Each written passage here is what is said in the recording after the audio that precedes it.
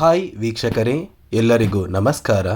ನೋಡಿ, ಗೃಹಲಕ್ಷ್ಮಿ ಯೋಜನೆಯ 15ನೇ ಕಂತಿನ ಹಣಕ್ಕಾಗಿ ಯಾರೆಲ್ಲ ಫಲಾನುಭವಿಗಳು ತುಂಬ ದಿನಗಳಿಂದ ವೆಯ್ಟ್ ಮಾಡ್ತಾ ಇದ್ದೀರಿ, ಇಂತಹ ಪ್ರತಿಯೊಂದು ಫಲಾನುಭವಿಗಳ ಬ್ಯಾಂಕ್ ಖಾತೆಗೆ ಸರ್ಕಾರದಿಂದ ಕೊನೆಗೂ 15ನೇ ಕಂತಿನ ಹಣ ಜಮಾ ಆಗಿದೆ. ಸರ್ಕಾರದಿಂದ 15ನೇ ಕಂತಿನ ಹಣ ಜಮಾ ಆಗಿರೋದಕ್ಕೆ ವಿತ್ ಪ್ರೂಫ್ ಮೂಲಕ ಈ ಒಂದು ಮಾಹಿತಿನ ಕೊಡ್ತಾ ಇದ್ದೀನಿ. ಅದೇ ರೀತಿ ನಾಳೆ ಶುಕ್ರವಾರ ನವೆಂಬರ್ 22ರಂದು ಕರ್ನಾಟಕದ ಯಾವ ಜಿಲ್ಲೆಗಳ ಫಲಾನುಭವಿಗಳ ಬ್ಯಾಂಕ್ ಖಾತೆಗೆ ಸರ್ಕಾರ ಹಣ ಜಮಾ ಮಾಡ್ತಾ ಇದ್ದೀವಿ ಅಂತ ಒಂದು ಜಿಲ್ಲೆಗಳ ಪಟ್ಟಿ ಕೂಡ ಬಿಡುಗಡೆ ಮಾಡಿದೆ. ಹಾಗಾದರೆ ಬನ್ನಿ ವೀಕ್ಷಕರೇ, ಯಾವ ಜಿಲ್ಲೆಗಳಿಗೆ ಹಣ ಜಮಾ ಆಗಲಿದೆ ಅಂತ ನಾನು ನಿಮಗೆ ತಿಳಿಸ್ಕೊಡ್ತಾ ಇದ್ದೀನಿ. ಅದಕ್ಕಿಂತ ಮೊದಲು ವಿಡಿಯೋ ನೋಡ್ತಾ ಇರುವ ಪ್ರತಿಯೊಬ್ಬರ ಕೂಡ ಒಂದು ಚಿಕ್ಕ ರಿಕ್ವೆಸ್ಟ್ ಇದೆ.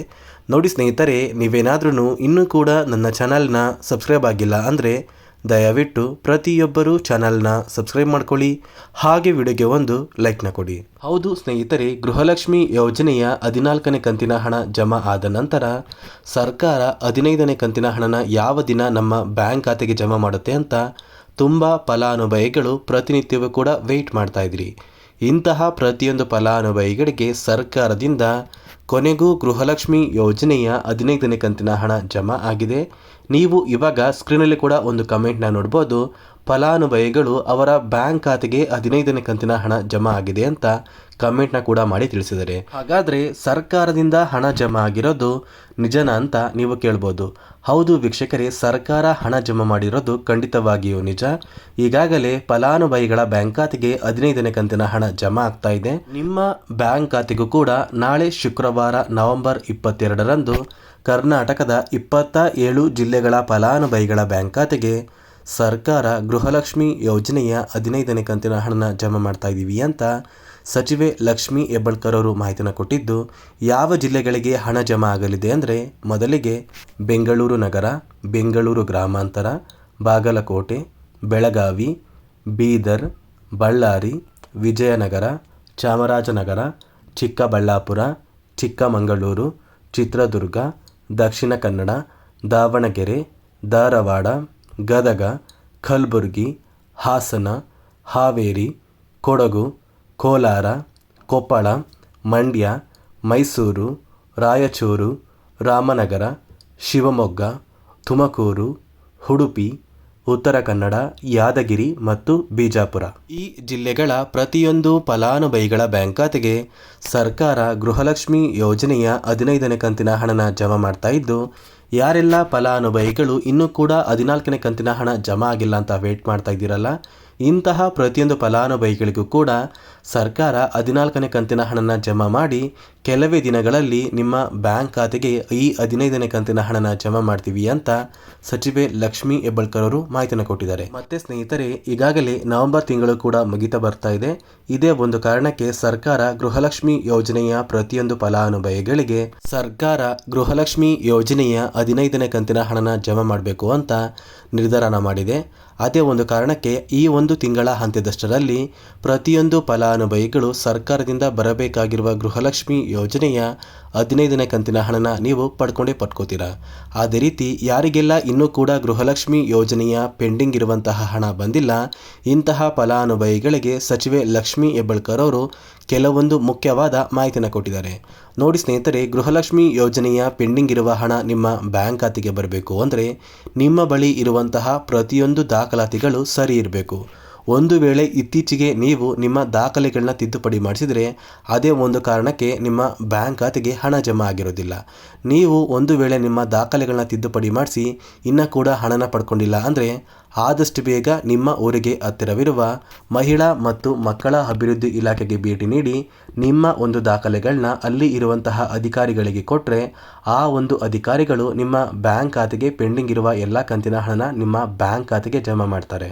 ನೋಡಿ ವೀಕ್ಷಕರೇ, ಪ್ರತಿ ತಿಂಗಳು ಸರ್ಕಾರ ಗೃಹಲಕ್ಷ್ಮಿ ಯೋಜನೆಯ 2,000 ಹಣನ ಪ್ರತಿಯೊಂದು ಫಲಾನುಭವಿಗಳ ಬ್ಯಾಂಕ್ ಖಾತೆಗೆ ಜಮಾ ಮಾಡುವಂತಹ ಸಂದರ್ಭದಲ್ಲಿ ಎಲ್ಲ ಫಲಾನುಭವಿಗಳ ಒಂದು ದಾಖಲಾತಿಗಳನ್ನ ಮರುಪರಿಶೀಲನೆ ಮಾಡ್ತಾರೆ.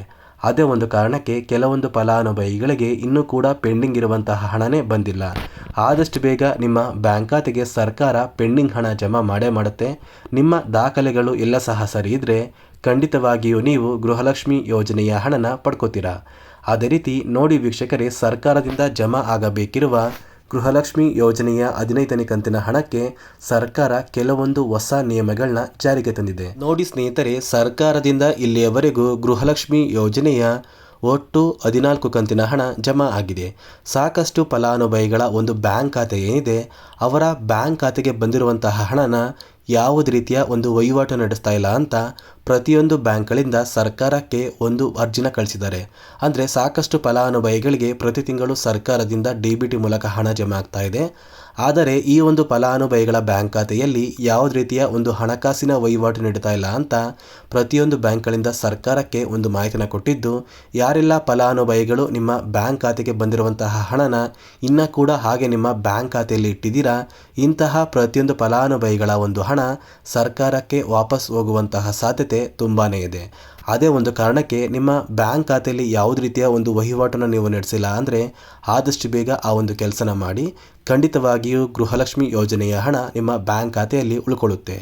ಅದೇ ರೀತಿ ಗೃಹಲಕ್ಷ್ಮಿ ಯೋಜನೆಯ ಪ್ರತಿಯೊಂದು ಫಲಾನುಭವಿಗಳು ನಿಮ್ಮ ಮನೆಯ ಪ್ರತಿಯೊಂದು ಸದಸ್ಯರ ಆಧಾರ್ ಕಾರ್ಡ್ನ ನಿಮ್ಮ ರೇಷನ್ ಕಾರ್ಡಿಗೆ ಲಿಂಕ್ ಮಾಡಿಸಿ.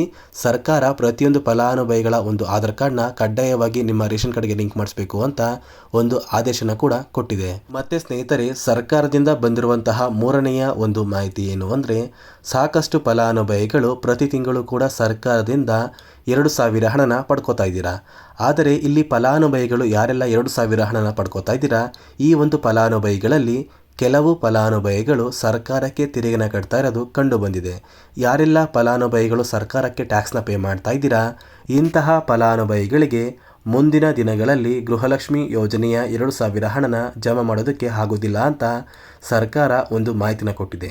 ನೋಡಿ ವೀಕ್ಷಕರೇ, ಈ ಒಂದು 15ನೇ ಕಂತಿನ ಹಣ ಜಮಾ ಮಾಡುವಂತಹ ಸಂದರ್ಭದಲ್ಲಿ ಸುಮಾರು 70,000 ಫಲಾನುಭವಿಗಳು 15ನೇ ಕಂತಿನ ಹಣನ ಪಡೆಯೋದಕ್ಕೆ ಅನರ್ಹರು ಅಂತ ಸರ್ಕಾರ ಒಂದು ಆದೇಶನ ಕೊಟ್ಟಿದ್ದು, ಅದೇ ಒಂದು ಕಾರಣಕ್ಕೆ ಸರ್ಕಾರದಿಂದ ಬಂದಿರುವಂತಹ ಪ್ರತಿಯೊಂದು ಹೊಸ ನಿಯಮಗಳನ್ನ ನೀವು ಫಾಲೋ ಮಾಡಿದರೆ ಖಂಡಿತವಾಗಿಯೂ ನಿಮ್ಮ ಬ್ಯಾಂಕ್ ಖಾತೆಗೆ ಹಣ ಜಮಾ ಆಗುತ್ತೆ ಅಂತ ಹೇಳ್ತಾ, ಗೃಹಲಕ್ಷ್ಮಿ ಯೋಜನೆಯ ಹಣ ನಾಳೆ ಅಂದರೆ ಶುಕ್ರವಾರ ಕರ್ನಾಟಕದ 27 ಜಿಲ್ಲೆಗಳಿಗೆ ಜಮಾ ಆಗ್ತಾ ಇದೆ. ನಾನು ಕೊಟ್ಟಿರುವಂತಹ ಮಾಹಿತಿ ನಿಮಗೆ ಇಷ್ಟ ಆಗಿದ್ರೆ ದಯವಿಟ್ಟು ಪ್ರತಿಯೊಬ್ಬರೂ ನನ್ನ ಚಾನಲ್ನ ಸಬ್ಸ್ಕ್ರೈಬ್ ಮಾಡ್ಕೊಳ್ಳಿ, ಹಾಗೆ ವಿಡಿಯೋಗೆ ಒಂದು ಲೈಕ್ನ ಕೊಡಿ.